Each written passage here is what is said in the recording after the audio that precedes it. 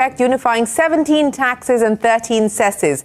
Tax collections have doubled in the last 5 years from just over 11 lakh crore rupees in FY21. The total mop-up now stands at more than 22 lakh crore rupees for FY25. The average monthly collection has also seen a steady growth from less than 1 lakh crore rupees in FY21 to more than 1.8 lakh crore rupees in FY25. The overall tax base has nearly tripled. In 2017, there were 65 lakh establishments and individuals registered as taxpayers. As of 2025, we have more than 1.5 crore registered taxpayers. But the call for reforms continue. There is a need to expand the tax base further and simplify the 5-slab tax structure. There are calls to widen the ambit of the GST to include petroleum products, alcohol, among other items. So where do things stand as GST completes 8 years? To discuss the road ahead, we're now joined by former Revenue Secretary Tarun Bajaj and Najib Shah, the former chairman of the CBIC. Gentlemen, appreciate you joining us here on this special edition of the GST Centimeter. Appreciate your time. Mr. Bajaj, let me start by asking you, as we take stock of 8 years of the implementation of the goods and services tax, and I pointed out many numbers there that tell us about the many changes that have taken place. In your view, what would you qualify as the single biggest success and also the single biggest miss of the GST so far? So thank you for having me, first of all. I think you have mentioned a number of figures which are the achievements of GST over a period of 8 years. But I would say, and Mr. Najib Shah was perhaps right there in the beginning of the GST or when it was being drafted. And when I was there, there were a lot of hiccups still in the implementation process. And I recall my first interview with you where you were teasing me to ask me whether we will cross 1 lakh crores in the next month or not. So I think we have crossed that. So there is now acceptance to GST. The states at that stage and also the industry and everybody was telling us whether GST was the right thing to do, whether you've been able to do it rightly or not. So that faith has been restored. And now everybody, including the states and the industry, feels, and the surveys which have happened in this particular year have also given that feeling that people are now are satisfied as far as the first phase of GST is concerned. So I would say that this fact that there is an acceptance of GST, I'll not go into technicalities. You have given the numbers. The technology also, I would say, has improved quite a bit. There were a lot of problems and issues right in the beginning, but now the technology has stabilized. It is helping both the department as well as the people in terms of ease of compliance or ease of filing returns, and the department in terms of doing AI analytics and trying to catch hold of people who are trying to game the system. So I would say, one thing, if you ask me, the fact that it has been accepted, nobody now questions GST. In fact, the call today is to bring the petroleum products and other items into GST, which I'm sure you'll cover in your course of your interview. Yes, absolutely. That is the call, that when do we bring what is now being excluded from the GST under the GST tax net, essentially petroleum products and, of course, alcohol. Those are the big ones. But Mr. Shah, thanks very much for joining us. And as Mr. Bajaj pointed out, you were right there. And I remember that session in Parliament late at night as we ushered in the goods and services tax. But Mr. Shah, as we look ahead, and Mr. Bajaj was pointing out how I teased him about the 1 lakh crore rupee revenue run rate. We've done the highest number of 2.37 lakh in April. And of course, the number that's come in for this month, the June GST collections coming in at 1.85 lakh crores. So the government's expectation or hope that we continue to hit that 2 lakh crore rupee revenue run rate, slightly lower for the month of June. But Mr. Shah, as we look ahead, what would you prioritize? The big ask at this point is that the 5-rate structure needs to change. There needs to be simplification. Do you believe that that has to be the single biggest priority ahead of the government and the GST Council today? Yes, I would think that is going to be a major priority. And I also believe that it's going to be the biggest challenge, simply because while everybody agrees that some sort of collapsing of rates is essential and necessary, it is going to be very difficult. What are we going to do? We are going to merge 5 and 12, or would you like to merge 12 and 18? what this would mean in either case is that some commodities rates will go up, some commodities rates will come down. Please remember the rates, like you're fully aware, was a combination of equity and concerns for revenue. Now, ideally, a tax administrator would be extremely happy with a single rate, but that's not practical. Three rates also, as multiple GOMs have been struggling with it, has not been something which anybody has come out with a practical solution which is politically acceptable to everybody. So I think that will be the greatest challenge, and that's an opportunity going forward. I really believe as much as collapsing of the rates is required, we need to constantly keep looking at administrative issues, the blockage of input tax credit, what one keeps hearing about, the challenges in registration, the need for expanding audit and cutting down issue of notices which make headlines but which don't translate into actual revenue, but which cause a lot of concern for industry. So compliance issues should be further simplified, and that's in the hands of the administration. We don't require the GST Council for that. Further, I think a GST tribunal is something which is urgently needed, which has been going on and on discussions. Everybody agrees that a tribunal is necessary and essential. That, I think, is something which needs to be done. Petroleum products getting in is going to be very challenging. Neither the center nor the states are really going to be happy with bringing in petroleum products because that means a lot of revenue for them. So I think there are opportunities, there are challenges, which all of which can be surmounted with a greater deal of interactions between the center and the states. You're absolutely right in pointing that out. There are opportunities, but plenty of challenges. Mr. Bajaj, if my memory serves me right, it was while you were Revenue Secretary under your tenure, sir, that there was an interim report of the GOM on rate rationalization that was submitted. That was perhaps the only report that was formally ever submitted on the matter of rate rationalization, Mr. Bajaj, and that had, I think, recommended doing away with that 12% slab. As you look at where things currently stand, I mean, what should we realistically now expect? One is what you hope for, but what do you believe is going to be viable politically, to take forward as far as rate rationalization is concerned? So, Shireen, maybe as you get older, your memory also fades. So I can't remember whether an interim report had come or not, but I remember that the GOM was definitely formed during that time.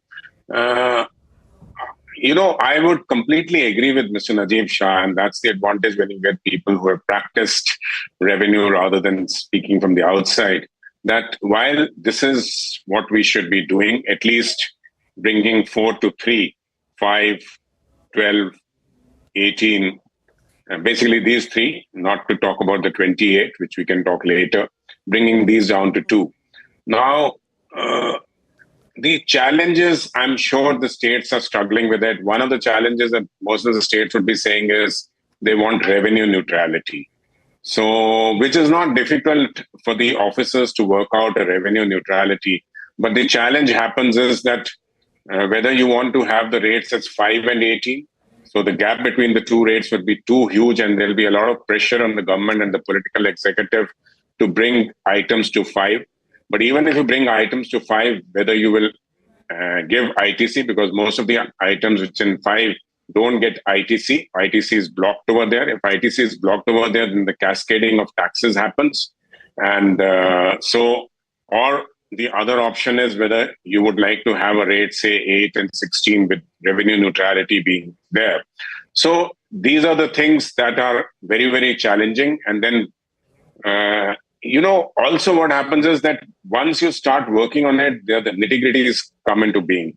Today, the apparel, the textiles have inverted duty. There are many others who have inverted duty. Now, if you take them from 12 to 5, the inverted duty will become even worse than what it is today. So this is something that is going to cause a problem. So I would say that it would be a very tough negotiation. It will need all the might and all the negotiating skills of the center, especially the officers, to first convince as to how it is to be done. I remember when people used to come to me and say, I would tell them that right now I'm trying to streamline the GST. This is not the time to do that. But nevertheless, I'm happy that if we can do that, I'll give you the complete list. Tell me what should go into the 5 category and what should go into the 18 category. And nobody was ready to take that call. So these are very, very tough decisions. And once it comes out, people who will move into the lower tax bracket will be very happy. But people who will move into the higher tax bracket are the ones who will create a lot of noise. And that noise will be heard and spoken about. And then it depends on the government of the day and the political executive to handle that pressure. So I think all these matters, and above all, the states are looking at whether they will get the revenues or not. It is finally that GST has started giving revenues, and they feel that we should not do anything to compromise on the revenue stream that is coming to them. Shireen, the last thing I'll say, and then I'll stop there. Having done GST councils, and I think Mr. Shah has also done GST councils, when all these states and UTs sit there, and even if there are 2 states who have a very strong point of view, you really need to convince them rather than bulldoze them. That's the way GST Council has been working. So it needs time, it needs convincing, it needs the associations, the FICCIs and CIIs of the world to get together and say, okay, we'll agree to this. So it's a huge task. It's easier said than done. So I would also agree with Mr. Shah when he finally says it is extremely challenging. But having said that, I think it needs to be done. It needs to be brought down to 3. And as our per capita income goes up from 3 to 5 to 8 or 10, maybe need to bring it. I get the complexities and the challenges, Mr. Bajaj. Let me ask you this. What would your 3-rate structure be? In an ideal world, what would your 3-rate structure be? And I'll ask the same question to Mr. Shah as well. So, Shireen, it's very difficult to answer it hypothetically because I would like to know what exact revenues come. But right now, I know that approximately about 70 to 75% of revenues come on the 18%, and about 6, 7, and 8, 9, or 9, 10% in the other two categories. So I would say that only technically, if you ask me, I would say the gap between 5 and 18 is huge, and it will cause classification issues, classification problems. So I would be happy to have 8 and 16. But as soon as you make 5 to 8, then all your essential commodities, the things that are consumed by the poorest people, go from 5 to 8, and it will create a political battle outside. So that is again another challenge. But if you ask me, that should be the way, 18, 16 or thereabouts, and maybe go up to the third slab is 28, which is already there. Which is already there. Mr. Shah, what would your ideal structure be, sir? I couldn't hear most of what Mr. Bajaj was saying, so if I'm repeating him, forgive me. I think 5% should continue because that's a rate which has a lot of commodities which are the Aam Aadmi's commodities, and that is the concern always. I think 12 and 18 should merge towards 15 or 16. I think what this presupposes is that a lot of the exemptions which are skewing the entire rate structure needs to be pruned going forward. Ideally, we should not be having any exemptions in a value-added tax structure, because every exemption breaks the tax credit movement and hurts GST. So, and 28, we need to look at the commodities at 28. Most of the commodities which you thought were luxuries in 2017 may not be luxuries in 2025. Yeah. I think there's some movement required from there. And if we can bring those commodities down from 28 towards this new slab structure of 16, then look at 28 and hike it up towards 30. So ideally, this will be a T structure. And we're also now presupposing that Cess, which has had a long life, will not continue beyond March 26. The states have been doing well, revenue has been doing well. So I think we need to phase out Cess, which again makes the tax structure a little skewed.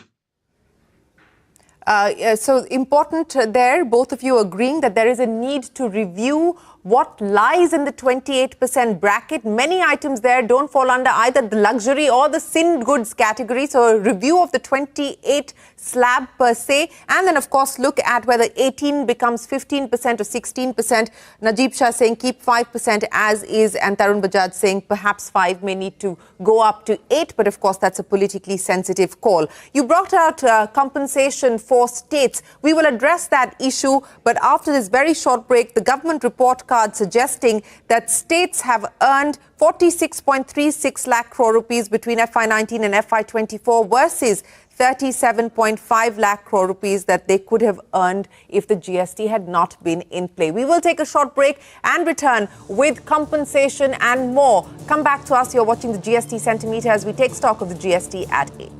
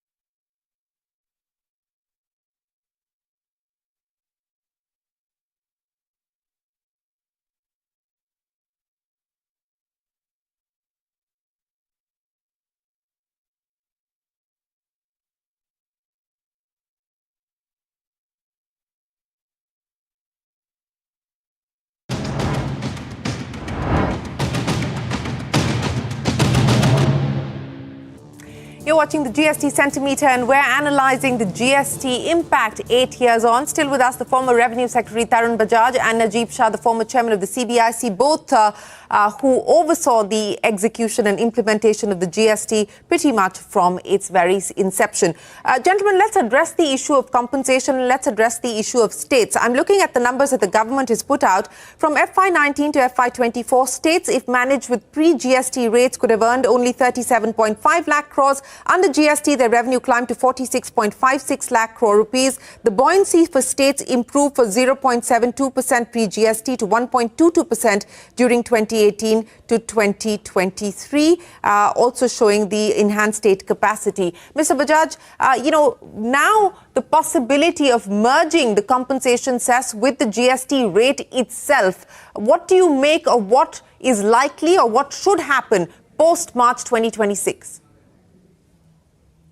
It's very difficult to do crystal grazing on this issue, but just to give you a perspective on Cess, I am not too sure. I have not kept pace with the numbers, but the Cess figures should be close to about 1,20,000 to 1,40,000 crores a year now, according to how it was going in the past. Now, right now, this Cess money is being used to repay the loans, which means neither the center nor the states are getting any money out of the Cess as we speak. Or in fact, they have not been getting any money for the last 2 years, or maybe more than 2 years, because the Cess was stopped during the period that I was the revenue secretary. So now, two things which we need to do, according to me, is that there are certain items which are on 28% bracket and also have cess on them. We really need to look at it that what was there in 2017 should we continue with the same in 2025 and as we go forward. For example, even the smallest car with 1200 cc and less than 4 meter has a cess, maybe a cess of only 1%, but it does have a cess. Similarly, all motor vehicles varying depends on the sizes and their cc's. They have from 1%, 3%, and going up to 22%. So, if the cess is going to give us about 1,40,000 crores, which would come to the center if it is subsumed in the taxes, then I think there is also a case, as Mr. Najib Shah was saying, to look at the 28% bracket and bring down the rates on items like cement, which would result in loss of revenue for the states. But maybe at this stage, when you have another 1,40,000 that is likely to come to you through cess being subsumed in your taxes, I think there is a case for reducing the rates on some of the items on 28%. And also some of the issues that Mr. Najib Shah had raised, which are very, very important, is that the whole philosophy of GST was it's a value-added tax, but now the ITC is being blocked at various places. Recently, the ITC being blocked for real estate leasing out business, which was decided by the Supreme Court, has again been reversed by the government by bringing an amendment. So I think when we have this space of 1,40,000 crores, maybe the government can think of giving up 40,000 crores and bringing these kind of reforms, which will actually make GST a true GST, or move towards that. Maybe we can't do everything at the same time, but starts moving towards that. Your question was, what do we do on cess? I have two things. What I'm reading in the newspapers is that the cess is likely to be converted into another cess. Now, the question is that states will be very, very forthright to say that if any extra money is coming through cess, it should be shared with them. And I think that is a fair ask from the states, and it should be done. Now, whether this cess can actually be replaced by another cess, whether that can happen without a constitutional amendment, I'm not too sure. I would also request Mr. Najib Shah to throw some light on that, because if that is the process, then it's a longish process. And 28% can be taken to 40% under the present laws. But if you want to raise it beyond 40, which you would require to do that, because on fizzy drinks, on cigarettes and pan masalas, you would not like to reduce the taxes which they are paying now. Maybe you would need to amend the CGST tax. So either of the two options that you do, but the philosophy should be that we should share it with the states and use part of this money to bring in the reforms which Mr. Najib Shah was talking and which the newspapers and everybody is talking as GST 2.0. Yes, and TV channels led that debate and the papers followed, sir. So, Mr. Shah, let me come to you. Let me come to you with that. This business of cess, and as Mr. Bajaj pointed out, it's only a fair ask on the part of states that if a new cess were to be introduced, how will it be introduced, whether we'll require amendment at all, and what should the way forward be then, as you also look at this in the context of pruning and rationalizing the 28% basket? Cess was introduced for a specific purpose, to assure the states that GST, if it hurts your revenue, the center will compensate. Now that purpose, I think, has more than adequately been served. And now what Cess has done is to have made the states dependent on this bonanza, which is coming in now, even after the guaranteed period, which got extended for the right reasons. So if the compensation cess was to be replaced with 2 or 3 other types of cesses, which one has been hearing about, it would not be a great idea at all.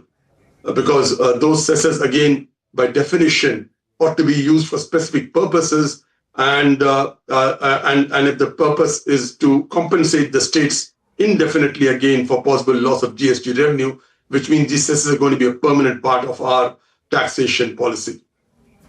If the cess again has to go, obviously, you will have to look at merging it with the 28% rate, at least for the so-called sin goods, tobacco, aerated waters, etc.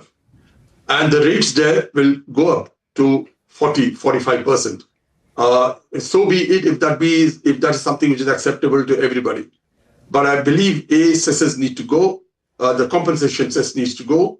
A lot of other cesses still continue in the union budget. If you look at the receipt budget, I think those cesses, the government should take a call in it, because GST is supposed to have brought within its fold all cesses too, which continue. Thirdly, in case we need to continue to compensate the states for something, increase it, the 28% on the sin goods, and have a rate of 40-45%, whatever is the rate you arrive at, which will be a very, very high rate, and again be an abnormality. But if that's a way to go forward to do away with cess, so be it.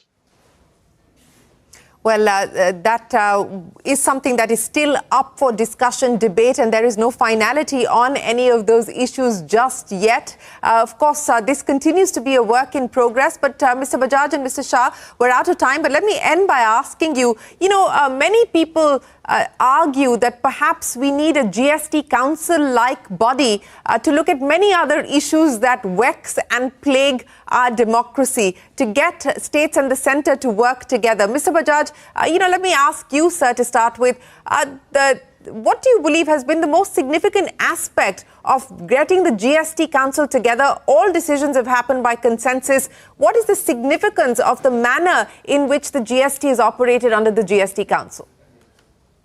Shireen, I also used to hear the Education Ministry and other ministries, agriculture, they're saying that we also should have a GST Council kind of mechanism. So my view on that is that there is already a mechanism under the Constitution called the Interstate Council that can discuss a number of issues.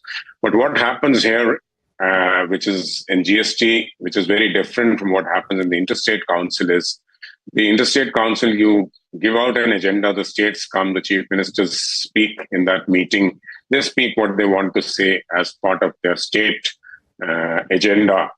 And most of the time, it's very difficult to get to a decision there, even if you have picked up 3 or 4 items. In the GST Council, what the ministers sit down in the last day and all matters come out through a consensus. There's a lot of work that goes behind it. There's a whole team of officers. There are committees.